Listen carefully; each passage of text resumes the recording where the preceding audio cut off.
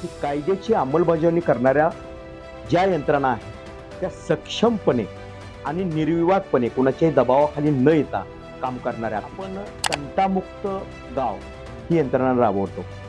परंतु आज त्या तंटामुक्त समितीचं किंवा गठीत केलेल्या यंत्रणेचं इव्हॅल्युएशन, त्याचं परीक्षण अनेक समाजामध्ये कुटुंब करता त्याला एक मान आदर होतो. आणि मला आठवतंय की एकत्रित कुटुंब पद्धती ही आपली भारतीय संस्कृतीचा अविभाज्य घटक. पालकांची एकच इच्छा आहे, माझा मुलगा हा चांगला शिकला पाहिजे, तो इंजिनियर झाला पाहिजे, डॉक्टर झाला पाहिजे, टॉप लेवलचा सरकारी नोकरदार झाला पाहिजे. परंतु कुठल्याही पालकांना विचारा तुम्ही की तुम्ही यापुढं तुमच्या मुलाला किंवा मुलीला काय बनवणार आहात, तर कुणीही म्हणणार नाही की मला एक चांगला सक्षम माणुसकी जपणारा माणूस घडवायचा आहे. नमस्कार. सोशल युवा पुढारी युट्यूब चॅनलमध्ये आपलं सर स्वागत. माझं नाव मतीन पटेल. तर आपल्यासोबत आज ॲडव्होकेट विनय कुमार नकाते सर आपल्यासोबत जोडले आहेत. तर तुमचं चॅनलमध्ये स्वागत आहे. त्याचबरोबर सुरुवातीला मी तुमचा परिचय हे आमच्या दर्शकांना तुम्ही सांगावा असं मी तुम्हाला आग्रह करतो. ॲडव्होकेट विनय कुमार नकाते, तुमच्या सर्वांचा लाडका कलाकार. अर्थात न्यायालयीन कामकाज करत करत कला क्षेत्रात सुद्धा मी थोडंसं काम केलेलं आहे आणि सामाजिक क्षेत्रात सुद्धा खूप चांगलं काम केलेलं आहे. एकूणच सरांशी आम्ही इंटरव्ह्यू आधी थोडेसे गप्पा मारले. त्याचबरोबर सरांचा खूप चांगला असा परिचय मला झाला. त्याचबरोबर आपलं काम करत करत ते आपला छंदही चांगल्या पद्धतीने जोपासतात. समाजातील नैतिक मूल्यांची त्यांना चांगली जाण आहे. त्याचबरोबर समाजात ग्रामीण भागात विशेष त्यांचं लक्ष असतं आणि त्याचबरोबर जे घटना घडतात त्यावरही त्यांचा सखोल अभ्यास आहे आणि त्याच प्रश्नावर जे या ठिकाणी भारतभर, महाराष्ट्रात अशा ज्या बलात्काराच्या घटना घडल्यात सर, त्याबद्दल एकूणच मला आधी आपण थोडंसं ज्युडिशरी सिस्टमकडे जाऊयात.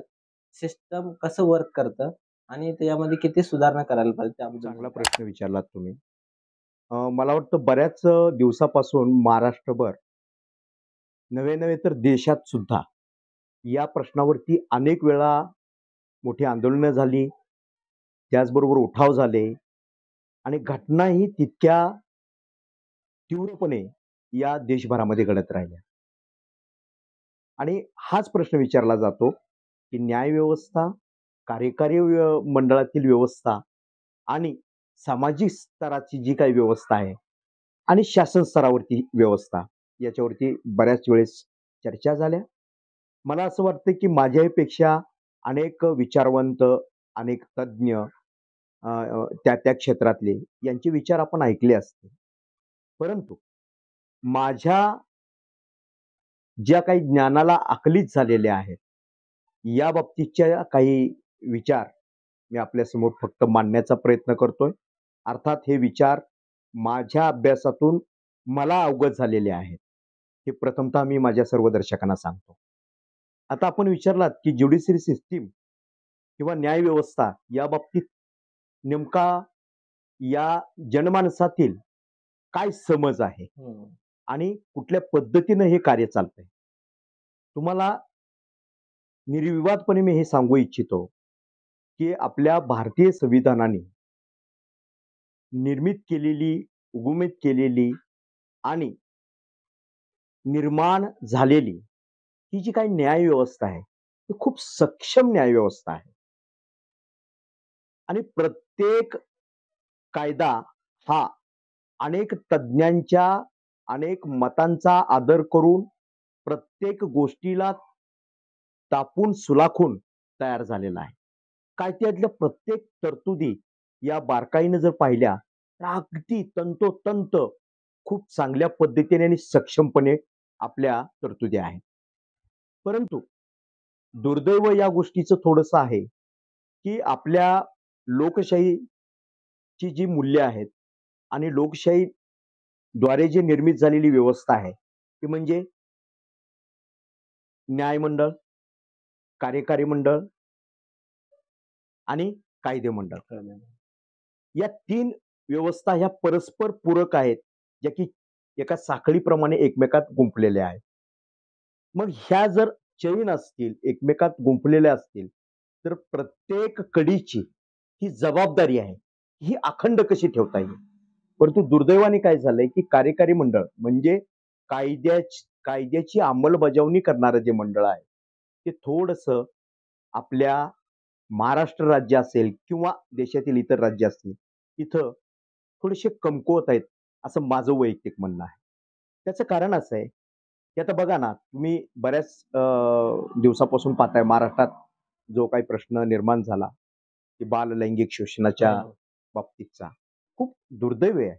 याचा मी जाहीर निषेधच करतो. मीच काय, तर कुठल्याही समाजातील, कुठल्याही स्तरातील कुठलाही व्यक्ती याचं निषेधच करणार आहे, समर्थन कुणी करणार नाही. परंतु आता मला हा प्रश्न विचारायचा आहे या समाजाला, की फक्त निषेध करून ही जी काही समाजात बळकावत चाललेली क्रूर प्रवृत्ती आहे, याला आपण आळा घालू शकू का? प्रतिबंधित करू शकू का? किंवा कायदे मंडळ, कार्यकारी मंडळ हे सक्षमपणे जरी कार्यरत असले, तर याला आळ बसेल, प्रतिबंधित बसेल का? तर निश्चित नाही. त्याचं उत्तर हेच येणार आहे. कारण का? की कायद्याची अंमलबजावणी करणाऱ्या ज्या यंत्रणा आहेत, त्या सक्षमपणे आणि निर्विवादपणे कोणाच्याही दबावाखाली न येता काम करणाऱ्या अपेक्षित आहेत. आता परवाचा जो कायदा आहे 2012 ला पास केलेला, हं. हा इतका सुंदर कायदा आहे पॉस्कोचा, की लहान मुलांचं लैंगिक अत्याचारापासून तो संरक्षण करणारा कायदा आहे. परंतु या बाबतीत कायदा सक्षम असून सुद्धा कायद्याची अंमलबजावणी तेवढ्या कार्यक्षमतेने होत नाही, हे दुर्दैव आहे.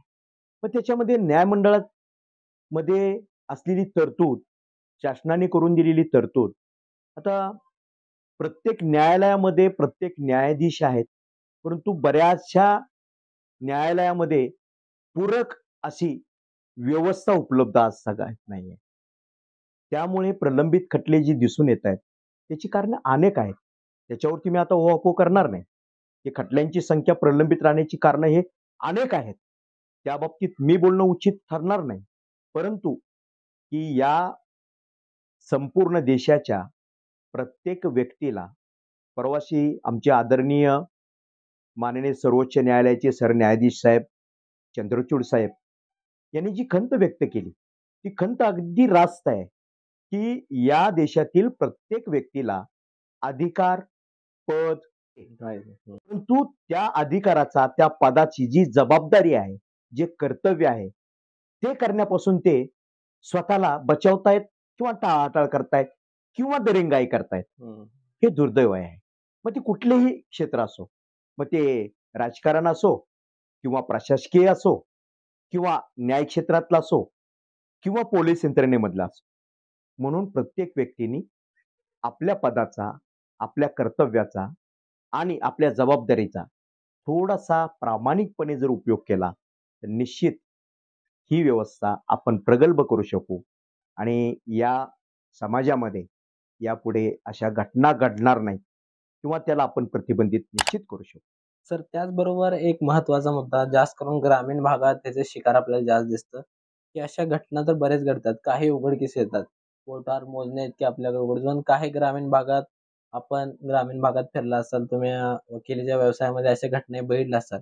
बऱ्याच दिवसांनी मी टूचा जो प्रकार, की जी घटना काही वर्षापूर्वी घडलेली, पण आता काही स्टोरी बघून तेही प्रेरित झाल्याने आपलं दुःख आपल्यासोबत घडलेलं त्याने आत्ता सांगितलं. पण अशा घटना ह्या बऱ्याच ठिकाणी घडतात आणि लोकं खास करून ग्रामीण भागात लोकांना असं वाटतं, की आपण बोलायला नाही पाहिजे, इज्जतीचा विषय आहे. म्हणून असे प्रकरण खूप काही दाबले जातात. महिलांनी नक्कीच जर आवाज उठवला आणि जाऊन तक्रार दाखल केली अशा-अशा पद्धतीनं, त्यासाठी कायदा उपलब्ध आहेच. पण ही जी मानसिकता आहे, की एखाद्या स्त्रीसोबत घडणं म्हणजे त्या स्त्रीच्या परिवाराचे पूर्ण इज्जतीचा प्रश्न आहे. ही मानसिकता कशी बनली आणि ह्या माणसाचा तोड काय? म्हणजे अशी मानसिकता तोडण्यासाठी आपल्याला काय करावं लागेल? आता या खूप चांगला प्रश्न विचारलात हं. मध्येच. खूप छान. आता ही जी मानसिकता असते, आता बघा माणूस हा समाजाभिमुख प्राणी आहे. हं. त्याचा जन्म समाजामध्ये होतो आणि समाजाभिमुख असल्यामुळे त्याला समाज सोडून हं. राहणं किंवा वावरणं किंवा आपले विचार प्रगट करणं हे अशक्य आहे. त्यामुळे निश्चित तुम्ही म्हणताय तसा न्यूनगंड असेल किंवा एक दबाव असेल समाजाचा किंवा तुम्ही म्हणताय तसं माझ्या परिवाराचा किंवा खानदानाचा हम्म. कुठेतरी समाजामध्ये काय होईल, बदनामी होईल, या कारणाने सुद्धा अनेक प्रकरणे दडपली जातात किंवा कुटुंबातल्या कुटुंबात ठेवली जातात. आता या बाबतीत माझं असं मत आहे, की गावोगाव जर आपण सक्षम यंत्रणा राबवल्या, फॉर एक्झाम्पल आपण तंटामुक्त गाव हम्म. ही यंत्रणा राबवतो. परंतु आज त्या तंटामुक्त समितीचं किंवा गठीत केलेल्या यंत्रणेचं इव्हॅल्युएशन, त्याचं परीक्षण कोण केलंय का हो गाव पातळीवरती? हम्म. नाही. ते होणं गरजेचं आहे, की खरंच तंटामुक्तीचे जे सदस्य आहेत, तंटामुक्तीचं जे कार्य चालतंय, ते सक्षम चालतंय का? हे शासनाचं असेल, सामाजिक संस्थांचं असेल, यांचं कुणाकडून तरी त्याचं काय व्हायला पाहिजे, तर सूक्ष्म असं परीक्षण व्हायला पाहिजे आणि त्याचं ऑडिट व्हायला पाहिजे. त्याच पातळीवरती गाव पातळीवर जर अशा पद्धतीच्या घटना घडत असतील, तर प्रथमतः त्या कुटुंबाचं मानसिक संतुलन आणि त्यांचं या घटनेबद्दलचं जे मत आहे, ते कलुषित होणार नाही. त्यांच्यात न्यूनगंड पसरणार नाही. यासाठी शासन स्तरावरती, प्रत्येक गाव पातळीवरती, प्रत्येक वॉर्ड पातळीवरती एक समिती गठीत करून निश्चितपणे त्या कुटुंबाला प्रथम आधार कसा मिळेल हम्म. आणि त्यांना समाजातून आधार कसा मिळेल, हे खूप गरजेचं आहे. आता या गोष्टीला शासनाच्याच प्रत्येक जबाबदाऱ्या आहेत, असं मला वाटत नाही. हम्म. समाज म्हणून तुमचा आणि माझा सुद्धा तेवढाच हा जबाबदारीचा प्रश्न आहे किंवा तेवढीच जबाबदारी आहे, की मी या समाजाचा घटक आहे. आता पूर्वी बघा तुम्ही, आणखीनही काही ग्रामीण भागामध्ये आदर्श घेण्यासारखे एकत्रित सण उत्सव आपण पाहतो किंवा गाव पातळीवरती आणखीनही काही प्रश्नावरती सर्व गाव एकत्रित आलेलं दिसून येतं. मग तिथं जात, धर्म, पंथ या गोष्टी कुठेही आड येत नाही. तर ही जी पहिल्या पूर्वी आता म्हणजे माझ्या माहितीनुसार जर आपण 70 ते 90चं दशक, 70 ते 90 या दरम्यानची जर दशके जर थोडंसं बघितलात तुम्ही, तर गाव पातळीवरचं कसं होतं, की एखाद्या व्यक्तीला अशा प्रकारचा काही प्रसंग उद्भवला, तर पूर्ण गाव हे शेजारच्या गावामध्ये जर त्या घटनेला काही झालं असेल किंवा तिथला जबाबदार व्यक्ती असेल, तर पूर्ण गाव त्या गावात जाऊन त्या गावाच्या समोर त्या व्यक्तीला जाब विचारत होतं. परंतु आज काय झालंय, की माझ्या शेजारच्या कुटुंबामध्ये जर अशी घटना घडली, तर मी त्यांच्या वतीनं जाब विचारायला समोर येत नाहीये. मी फक्त दुरून पाहतोय. त्याची चर्चा करतोय. हम्म. दबक्या आवाजात चर्चा करतोय. मग मला सांगा, आम्ही दबक्या आवाजात माझ्या शेजारच्या घडलेल्या घटनेबद्दल जर चर्चा करत असेल, तर तो दबलेला माझा आवाज त्या कृतीला खतपाणी देणार आहे का त्यांना ते पेलण्यासाठी मदत करणार आहे, हे आपण ठरवलं पाहिजे. हम्म. म्हणून समाजाने सुद्धा अशा प्रश्नांना घेऊन समोर आलं पाहिजे. प्रत्येकाने खुलेआम याची चर्चा केली पाहिजे आणि कुणावरती अन्याय झाला, तर एक समाजाचा जबाबदार घटक म्हणून पहिलं कर्तव्य माझं हे आहे, की त्यांचं मानसिक संतुलन ढासळू न देता त्या कुटुंबाला सक्षमपणे सगळ्यांनी पाठिंबा देऊन या विरुद्ध आवाज उठवण्याची ताकद दिली पाहिजे. छान सर. म्हणजे अशा पीडित व्यक्तीला आपण समुपदेशन केलं पाहिजे. त्याचबरोबर तुमचा एक महत्त्वाचा मुद्दा होता, की गाव लेव्हलला अशा समित्या किंवा त्या समित्या ह्या महिलांच्या तरी अजून बऱ्याच आहेत, की अशा पद्धतीची जी गुपित ही कोणी जर काही माहिती देणार असेल, तर समितीकडे पाठवायला आणि ती समिती पाठपुरावा करेल. त्याचबरोबर सर एक असा प्रश्न आहे, की जर कायदा सुव्यवस्था जरी हे बनवले असेल, तर ते आपण राहणारे भारतीय लोकच आहोत. शेवटी राहणार जर शासन एक कायदा देऊ शकतो. पण काही आपल्या स्वतःच्या जबाबदाऱ्या असतात. एक माणूस म्हणून माणसाच्या जबाबदाऱ्या असतात. काही नैतिक मूल्य असतात. प्रत्येक वेळेस आपण सीसीटीव्हीच्या कक्षेत नसू. काही ठिकाणी असे गुन्हे ते स्वतःपासून आपण स्वतःच त्याला जबाबदारी आपली स्वतःची असते. मग अशी काही नैतिक मूल्य समाजामध्ये का बरं निघून जात आहेत हळू की जी अशी घटना आहे का चिमुरडीवर जर असा प्रसंग घडत असेल, तर ह्याची नैतिक मूल्यांची कुठेतरी पायमल्ली दिसत आहे. यामागे काय कारण? हं, खूप चांगला प्रश्न आहे. आता बघा कुटुंब व्यवस्थेवरती मी थोडंसं येतो. आपल्या भारतीय संस्कृतीमध्ये किंवा आपल्या भारत देशामध्ये विविध संस्कृतीचे लोक राहतात. विविध जाती धर्माचे लोक राहतात. विविध परंपरा, विविध सण उत्सव या भारत देशामध्ये आपण साजरे करतो. आणि त्या माध्यमातून त्या काळापासून म्हणजे भारत स्वातंत्र्य झाला त्या दिवसापासून आज सगळ्यात बघा तुम्ही, प्रत्येक समाजामध्ये कुटुंबकर्ता याला एक मान, आदर होता. आणि मला आठवतंय, की एकत्रित कुटुंब पद्धती ही आपली भारतीय संस्कृतीचा अविभाज्य घटक आहे. पण आता तो होता म्हणावा लागणार आहे. कारण का आज बघतोय आपण प्रत्येकाला विभक्त कुटुंब पद्धती पटकन स्वीकारायची गडबड झालेली आहे. आणि त्यामुळेच प्रत्येक लहान मुलांवरती होणाऱ्या संस्काराचा थोडासा ऱ्हास होतोय असं मला वाटतं. आता बघा एकत्रित कुटुंबात जर तुमचं मूल वाढत असेल, तर त्याला मी, माझा भाऊ, माझा चुलत भाऊ, माझे चुलते, माझे आजोबा हे सगळे एकत्रित असताना जे संस्कार त्याच्यावर होतात, जे दडपण असतं, जे सुसंस्कारपणा अंगीकृत केला जातो किंवा कुठल्याही कुटुंबाच्या एखाद्या कार्यक्रमात असू द्या, त्याला जे अवलोकन करायला मिळतं, ते खूप सक्षम मिळतं.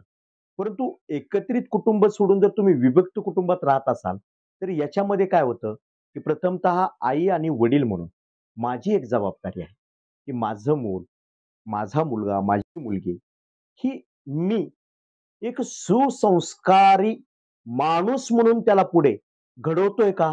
हा पहिला प्रश्न. हम्म.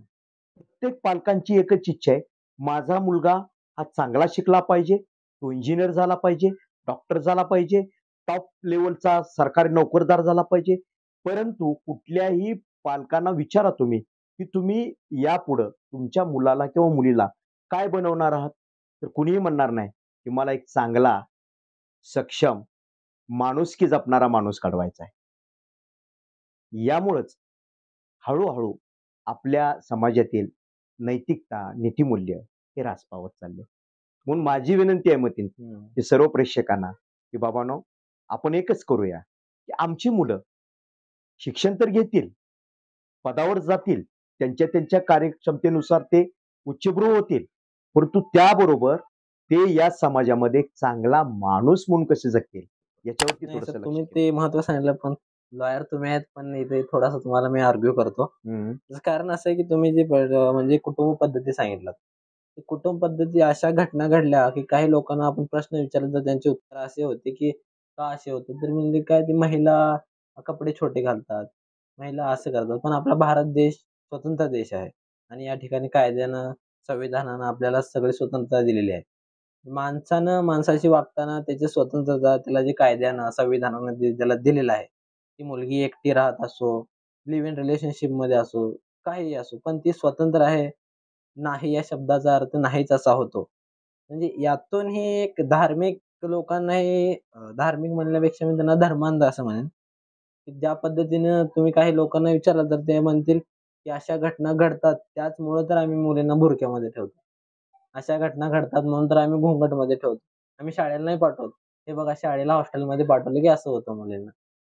मग ह्याच्याकडे कसं बघायचं आपण, हे कुठेतरी आपण परत वापस चाललोय की आता काय काय असं माहितीये हे का आपण. मतीन, हे खूप चांगला तुम्ही विचारलात. हं, 2 मतप्रवाह असतात. हं, समाजामध्ये नेहमी तुम्ही बघा, एक बाजू समोरची असते, तर हं. दुसरी बाजू ही पाठीमागची असते. म्हणजे पैशाच्या स्वरूपात बघितलं, नाण्याच्या स्वरूपात चित हं. आणि पट त्याला म्हणतो आपण. आहे की नाही? बरोबर. हेड आणि टेल. तशा 2 बाजू या समाजाच्या असतात. तर एक बाजू ही काय म्हणते, की माझी मुलगी, माझा मुलगा हा सुसंस्कारी व्हायला पाहिजे. याचा अर्थ त्याला घरात कोंडून ठेवून सुसंस्कारी केलं पाहिजे का? नाही. बिलकुल नाही. That's point. त्याला समाजामध्ये वावरू द्या. समाजाच्या विविध संस्कृतीला त्याला सामोरे जाऊ द्या. विविध परंपरेला सामोरे जाऊ द्या. आणि त्याच्यातून त्यांनी काय घ्यायला पाहिजे, हे मात्र तुमचे संस्कार त्याच्यावरती असले पाहिजे, हं.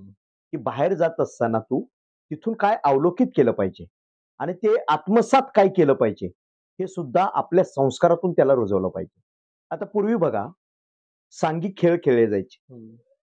आता 5च्या पुढं मैदानावरती क्वचित, ग्रामीण भागात सुद्धा क्वचित आता मैदानावरती काही मुलं एकत्रित सांघिक खेळ खेळताना दिसतात. हं. पूर्वी असं नसायचं. 5:30ला शाळा सुटली, की मला वाटतं 6, 6:15ला ग्राउंडवर जी जायची मुलं, ते रात्री 7:30ला परत यायची. गाव पातळीवरती तालमी होत्या. लाल मातीच्या तालमी होत्या. म्हणजे तालमीमध्ये जायची मुलं. सांघिक खेळ खेळायचे. त्यामुळे जात, पात, पंथ, धर्म या पलीकडे जाऊन एक मैत्री व्हायची त्यांची. हम्म. आणि या अशा विविध स्तरातील लोकांसोबत मित्रांसोबत जर ते वावरले गेले, तर निश्चित त्यांच्यावरती परिणाम होऊ शकतो. परिणाम नकारात्मक गोष्टीकडे जाणार नाही. जाणार नाही. दुसरी गोष्ट अशी आहे, की तुम्ही मगाशी मुद्दा मांडला, की बाबा मी काय वापरावं? हम्म. राज्यघटनेने प्रत्येकाला स्वातंत्र्य दिलं असलं तरी ते स्वातंत्र्य कितपत आम्ही स्वीकारायचंय आणि कुठल्या पातळीपर्यंत स्वीकारायचंय याची आचारसंहिता मात्र आपल्या सुसंस्कारावरती अवलंबून असते, असं मला वाटतं. हम्म. आता राज्यघटनेनं जरी मला कपडे परिधान करण्याची आणि संचार करण्याची जरी तुम्ही म्हणल्याप्रमाणे स्वातंत्र्य दिलं असेल, हम्म. तर म्हणून काय मी कशाही पद्धतीचे मला न शोभणारे हम्म. वस्त्र परिधान करून समाजात वावरायचं का? नाही, निश्चितच नाही. तिथं मात्र मी माझा संस्कार, माझ्या समाजातील संस्कार, समाजातील परंपरा, माझ्या सोबत असलेल्या सवंगड्यांची परंपरा ही जतन करण्याचं पहिलं कर्तव्य माझं आहे. म्हणून प्रत्येकाने हा विचार केला पाहिजे, की माझा मुलगा, माझी मुलगी बाहेर समाजामध्ये जात असताना किंवा विविध ठिकाणी माझ्यासोबत वावरत असताना तिनं काय परिधान केलं पाहिजे, हे आपण त्याच्यावरती लहानपणापासून रुजवलं पाहिजे. मग त्याचा कुठेही प्रश्न स्वातंत्र्याबद्दलचा असेल किंवा आपले विचार मांडण्याबद्दलचा असेल, कुठेही त्याचा प्रश्न निर्माण होणार तर नाही. त्याचबरोबर म्हणजे जे आपण संस्काराची गोष्ट जी आपण सांगितली त्या पद्धतीनं संस्कार तर आपलं फक्त द्यायचं काम आहे. संस्कार घडवणं, मुलांना घडवणं, मुलाला फक्त मार्गदर्शन करणं आणि मुलांना बंधनं घालणं यामध्ये थोडासा या ठिकाणी फरक जाणवतो. आपण आपल्याला हे स्वातंत्र्य आहे, की आपण आपल्या मुलांना मार्गदर्शन केलं पाहिजे, की तुम्ही हे परिधान करा. अगदी. करा म्हणल्यापेक्षा आपण करू शकता. हा नाजूकसा भाग आहे ह्या बंधन आणि मार्गदर्शनामध्ये. त्यामुळे बऱ्याच वेळेला अशी गल्लत होते, की मुलांना ते खाली ते रुजत नाही खालीपर्यंत, की बाबा नेमकं मार्गदर्शन करायचं आहे, की बंधनं घालायची. आता काय माहितीये का, की लहान मुलांना मी मार्गदर्शन मानणार नाही. हं, त्यांना संस्कारच म्हणलं जातं. हं, मुलं जशी जशी मोठी होतात, हं, तसं त्यांना कळते की मार्गदर्शन म्हणजे काय. तोपर्यंत ते फक्त काय करतात, की आपल्याला अवलोकित करत असतात. हं, माझ्या घरातील मोठा भाऊ कसा राहतोय, माझ्या घरातील मोठी बहीण काय करते, माझी आई काय करते, माझे बाबा काय करतात, माझे चुलते काय करतात किंवा माझ्या मित्राचे वडील काय करतात. हे काय करत असतात ते अवलोकन करत असतात आणि ते अंगीकृत करण्याचा प्रयत्न करत असतात. आणि नेमकं त्या वयाच्या टप्प्यामध्ये जर आपण चांगल्या पद्धतीचं त्यांच्या निदर्शनास आणून दिलं, की चांगल्या पद्धतीचं त्यांना अवलोकित करता आलं, तर निश्चित ते तसे घडतील. म्हणून तुम्हाला सांगतो, की मार्गदर्शन करण्यापेक्षा त्यांचे मित्र व्हा, हं. त्यांचे सवंगडी व्हा आणि त्यांना अवलोकित करण्याचा संधी द्या. तुम्हाला त्याने अवलोकित केलं पाहिजे. आता मला सांगा, माझं एक एक उदाहरण सांगतो, की आपल्याच कुटुंबातील एखादा व्यक्ती जर लहान मुलांच्या समोर ती ती पुडी काय खाताना ती ओपन करून अशी तोंडात टाकतोय, खातोय आणि थुंकतोय, तर त्या लहान मुलांनी काय अवलोकन घ्यावं? हं.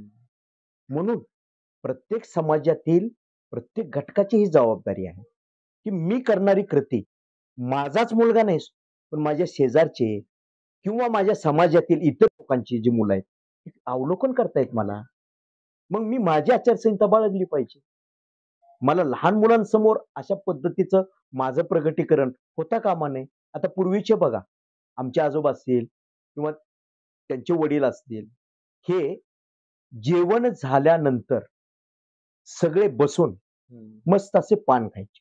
हं, पण काय खायचे? फक्त पानच खायचे. तंबाखू केव्हाही हं, सार्वजनिक ठिकाणी खाल्ली जात नव्हती.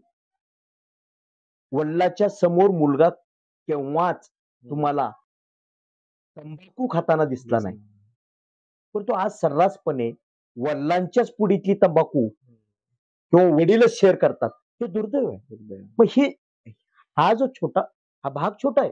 आपल्याला वाटतं हे याने काय होतंय? हं. परंतु ह्या छोट्या-छोट्या गोष्टी ज्या आहेत, आपल्या दैनंदिन वावरण्यातल्या, हे लहान मुलं अवलोकित करत असतात. पुन्हा प्रश्न त्याच्यावरतीच येतो, हं. की या कोमल मुलींना ज्या हाताने आपण गोंजाराला पाहिजे, ज्या हाताने मायेने त्यांना आपण कौतुक केलं पाहिजे, तेच हात आज क्रूर होत चाललेत. ही समाजातली खूप मोठी शोकांतिका आहे. आणि म्हणून माझं सर्व प्रेक्षकांना तुम्हाला असं आव्हान आहे, की बाबांनो, जे फूल आहे, ते फूल आपण जोपासलं पाहिजे. त्याला प्रेम दिलं पाहिजे. त्याला मायेचा आधार दिला पाहिजे. आमच्या हाताला विकृती निर्माण होणार नाही किंवा माझ्या आजूबाजूला माझ्या हाताने कुणाला विकृती निर्माण होणार नाही, याची काळजी आपण घेतली. खूप खूप छान सर आणि खूप खूप धन्यवाद. सरांनी या ठिकाणी खूप चांगलं या ठिकाणी मार्गदर्शन आपल्याला दिलं.